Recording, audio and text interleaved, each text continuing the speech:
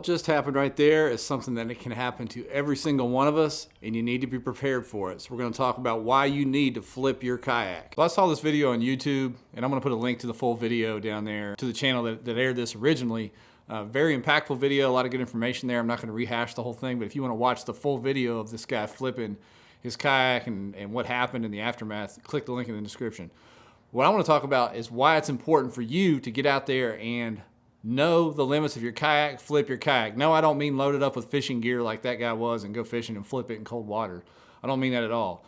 I mean with your PFD on, once the weather gets warm. I mean, we're here in March and the weather's warming up depending on where you live. The water temp should be following right along and warming up with it. So it'll be a great time to take your fishing kayak out empty with your PFD on and flip it. Flip it on purpose, test its limits, see how far you can lean one way or the other, stand up and lean, abruptly turn and lean, whatever, to see how far you can push that boat before it flips. Pull it over and flip it, get out of it, try to flip it back over. There's a lot of techniques for how to get back in a kayak when you fall out. I'm not gonna go over all that stuff either. I'll put some links to Jeff Little, the Little Stuff. He has some really good educational content. There's some other stuff on YouTube as well, but Jeff's great. He's been doing this a lot of years. I've known him a long time. You can go watch some of his stuff for how to safely get back in your kayak or flip it back over if that happens to you. But I just want to speak on for a minute why it's so important to consider this stuff. I mean, kayak fishing is booming. It's growing really fast, and the fishing part is more at the forefront now than the kayak part used to be, the kayaking part. So people really don't need to know how to paddle properly anymore. They don't think of paddle sports safety anymore when they're getting into kayak fishing.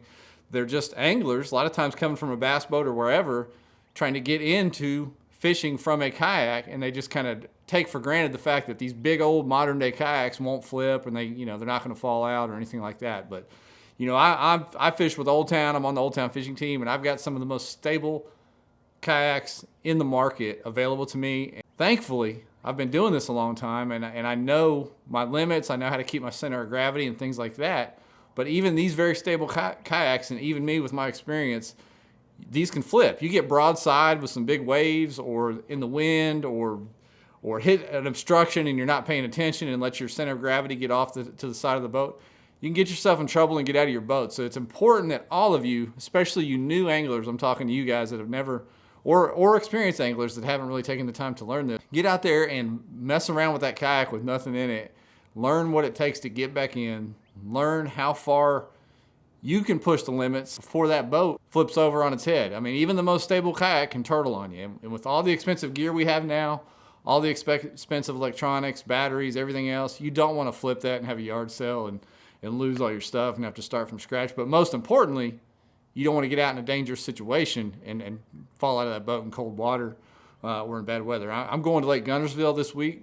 There's forecasts for really, really high winds on that lake, and if you get out in the main lake or just in a big creek arm and kind of underestimate how that weather is going to go, you can get in trouble in a hurry. So it's really important that you know how to remain safe on the water, even if the worst of the worst things happens, which is you exit the kayak somehow or it flips over or whatever. You need to know how to get back safely every single time. So I'll urge you once again, as the weather warms up, get out there, get in your kayak, stand up, walk around on it, jump out of it, flip it over, flip it back over. Do all the things that I already talked about to make yourself a better kayaker. Not just a better kayak angler, but a better kayaker, and be prepared for the worst of the worst situations so that if it does happen, you don't panic and you get back home okay. Hey, appreciate you guys. Stay safe out there.